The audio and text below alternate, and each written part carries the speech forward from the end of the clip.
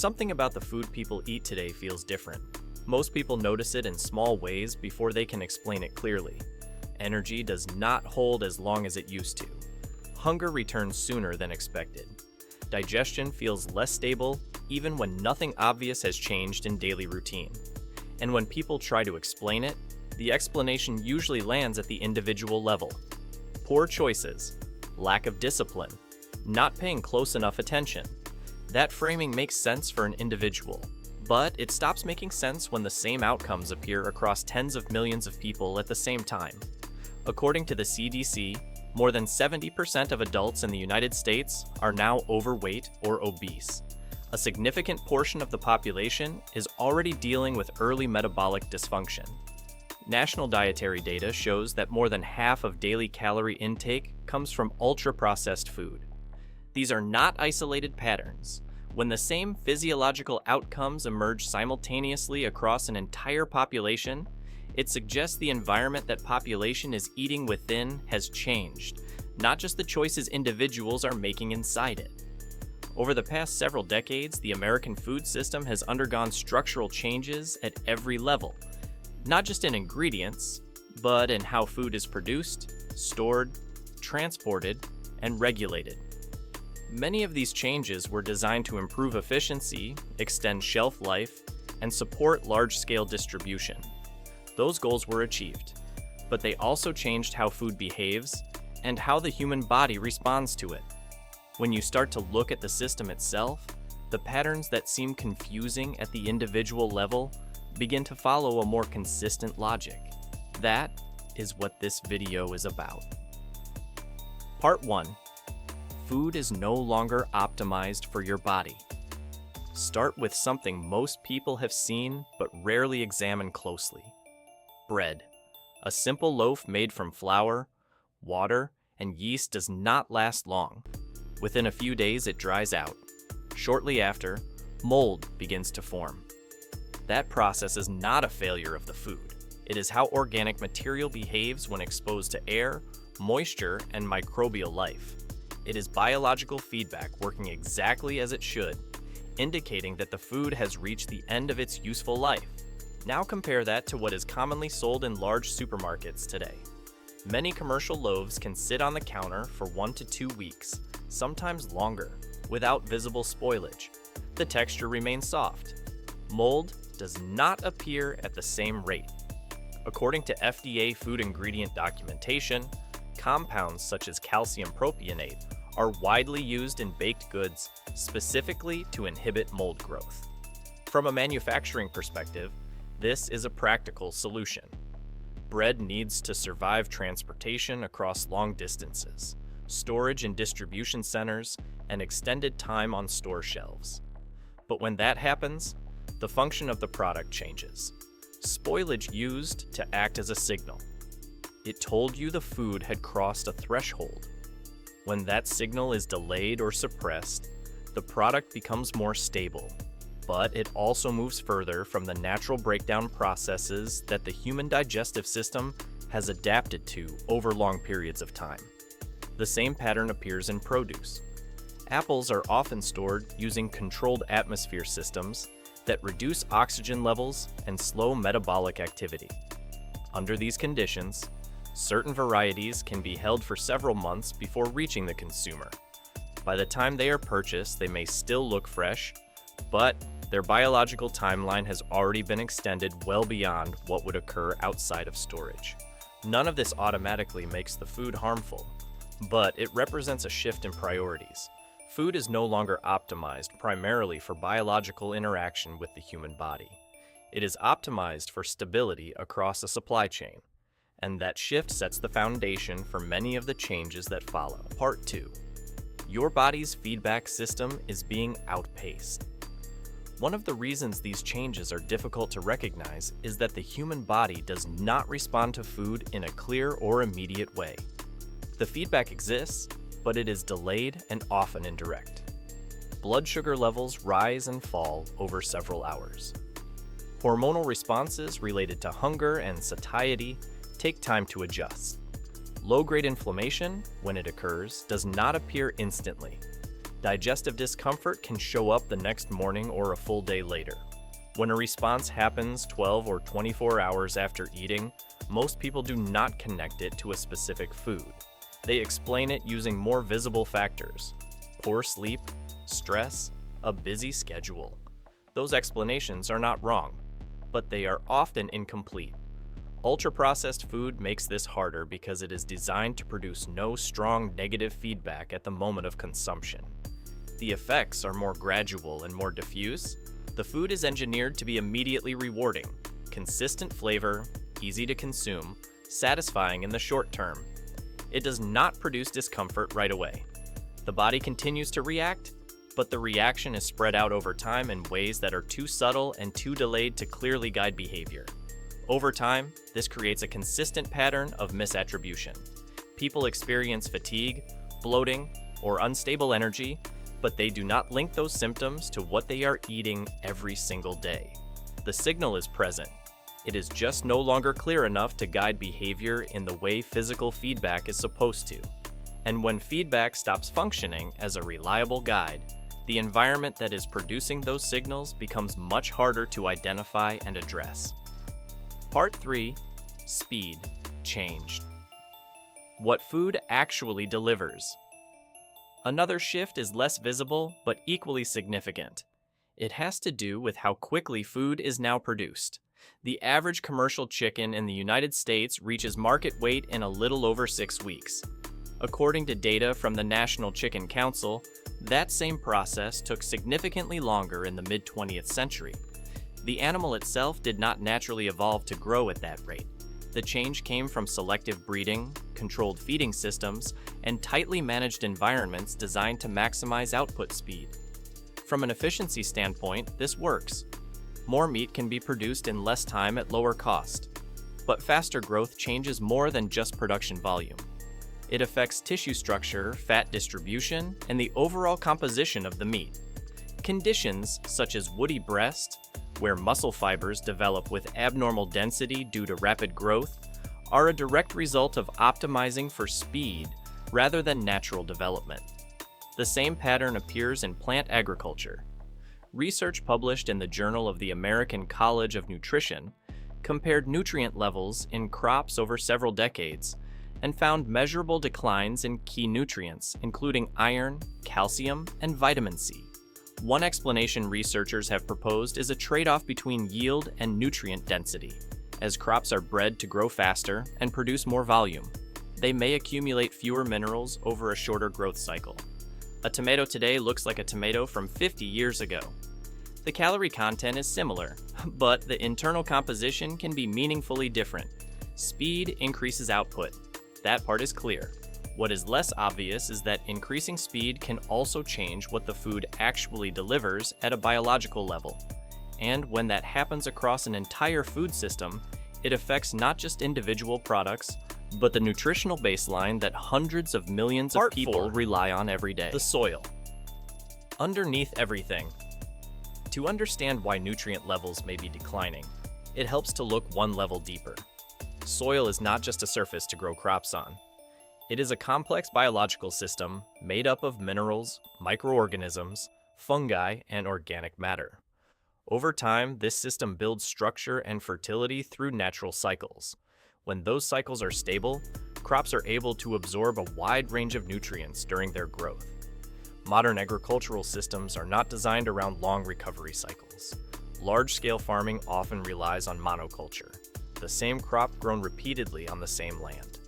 This approach simplifies production and increases efficiency, but it places continuous pressure on the soil. Over time, certain nutrients are depleted faster than they are restored.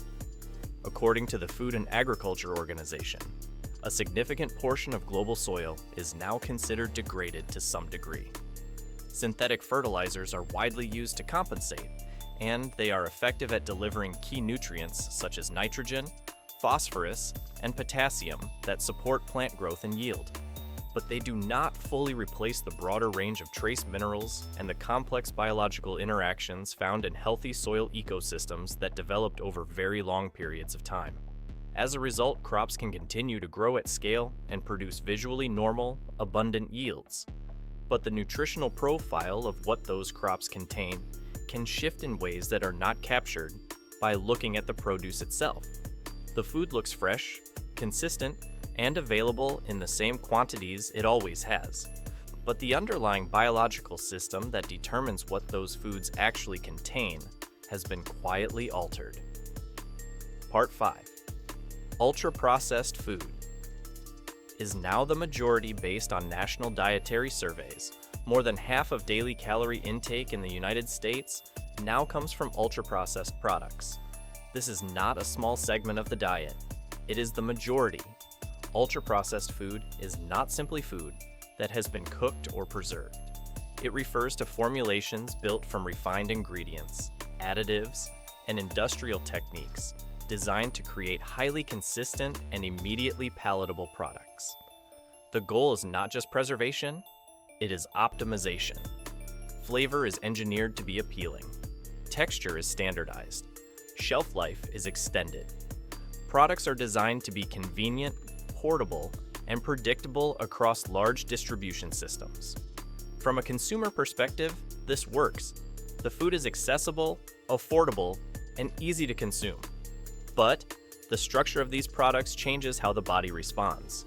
Whole foods tend to contain fiber, water, and complex structures that slow down consumption and allow the body time to register fullness. Ultra-processed food is often lower in fiber and designed for faster intake.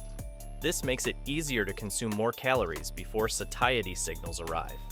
At the same time, the balance of salt, sugar, and fat is calibrated to maximize palatability in ways that influence eating behavior over time. The result is a diet that provides sufficient and often excess calories while still leaving gaps in micronutrients and dietary diversity. When this becomes the dominant pattern across an entire population, it stops being an individual nutrition issue. It becomes a baseline condition that most people are eating within every day. What the additives are doing. As food becomes more processed and more stable, another layer is added. Chemical compounds that help maintain texture, prevent separation, and extend shelf life. Emulsifiers keep ingredients from separating. Stabilizers maintain consistency across temperature changes. Modified starches allow products to survive freezing, reheating, and long storage without breaking down. From a manufacturing standpoint, these are practical solutions. The question is how they interact with the human body over time. Some research has begun to examine this more closely. Studies published in journals including Nature have explored the effects of common emulsifiers, including carboxymethylcellulose and polysorbate 80, in animal models. In those studies, these compounds were associated with changes in gut microbiota and markers of low-grade inflammation. It is important to be precise here. These findings come primarily from animal studies, not large-scale, long-term human trials. The evidence is still developing, but what these findings highlight is a broader point. The digestive system evolved over a long period of time to process whole foods, natural fats, and complex plant fibers. It is now regularly exposed to engineered combinations that were not part of the human diet for most of that history. Even when individual ingredients are considered safe within regulatory limits, the long-term effects of exposure to combinations of these compounds are more difficult to evaluate than any single ingredient in isolation. For many people, this shows up as subtle but persistent issues: bloating, irregular digestion, sensitivities without a clear identifiable cause, that are consistent with a system still adapting to a significantly changed food environment. Part 7. The regulatory gap. To understand how all of this scaled across the entire food supply, it helps to look at how ingredients are approved. In the United States, food safety operates under a framework that includes a category known as GRAS, generally recognized as safe. Under this system, companies can determine that a substance is safe based on available scientific evidence and expert consensus. In many cases, notification to the FDA is voluntary rather than required. This structure was originally designed to streamline approval for substances that were already widely accepted. Over time, it has been applied to a much broader range of compounds. The result is a system where thousands of substances are present in the food supply without all of them going through the same level of independent pre-market review. The contrast with European regulation is significant. In the European Union, food additives generally require formal authorization before use. The approach is based on a precautionary principle where uncertainty can delay or prevent approval until sufficient evidence is available. These are two different regulatory philosophies. One emphasizes flexibility and efficiency, allowing faster adoption of new compounds. The other emphasizes caution, requiring stronger evidence before widespread exposure. For consumers, this difference is often invisible. The same product category may exist in both markets with different formulations depending on local requirements. The composition of the food supply is not determined solely by nutrition science. It is also shaped by regulatory structure, economic incentives, and how risk is evaluated at the system level. Understanding that distinction changes how you interpret what is on the label and what is not. Part 8. Convenience. Rewired the system. Not all of these changes happened independently. Many were driven by a single consistent pressure: the demand for convenience. Data from the USDA shows that adults in the United States spent over an hour per day on food preparation in the mid-20th century. In more recent decades, that number has dropped to well under 40 minutes. This reflects real changes in daily life. More dual-income households, longer working hours, less time available for cooking. The food system adapted to meet that demand. Products became pre-cooked, pre-packaged, and ready to consume with minimal preparation. Meals became faster and more predictable, but convenience introduces trade-offs that are easy to miss.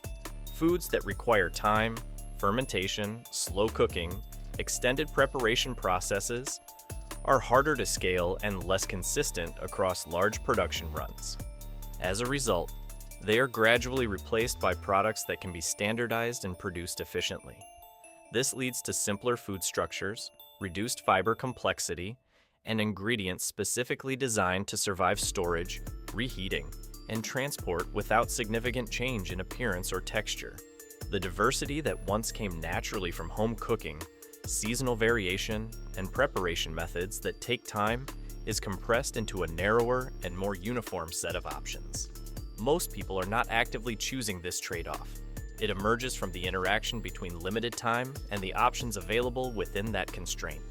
But once convenience becomes the dominant driver, the rest of the system, from what gets manufactured to what gets stocked on shelves, begins to align around it.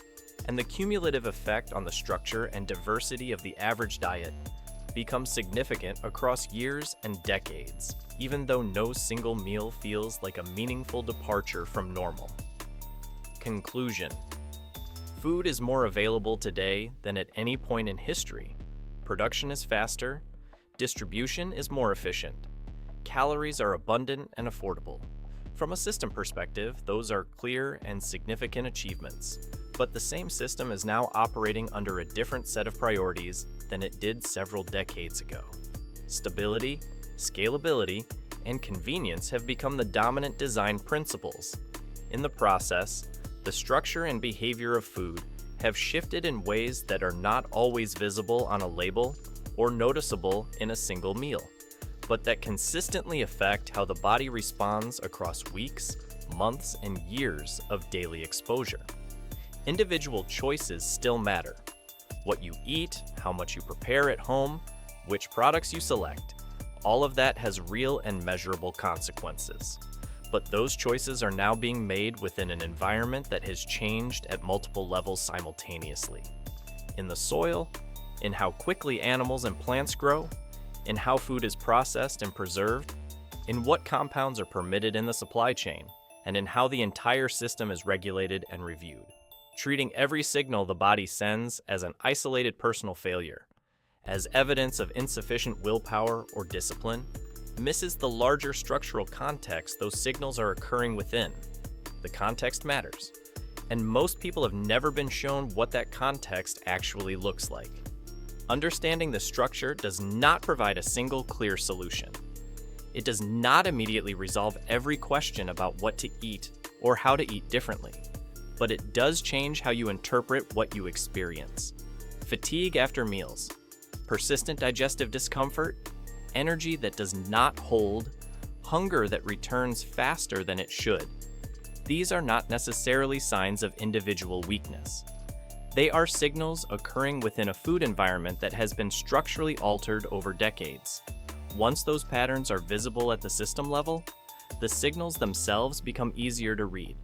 And once you can read them accurately, you are in a better position to do something useful with them.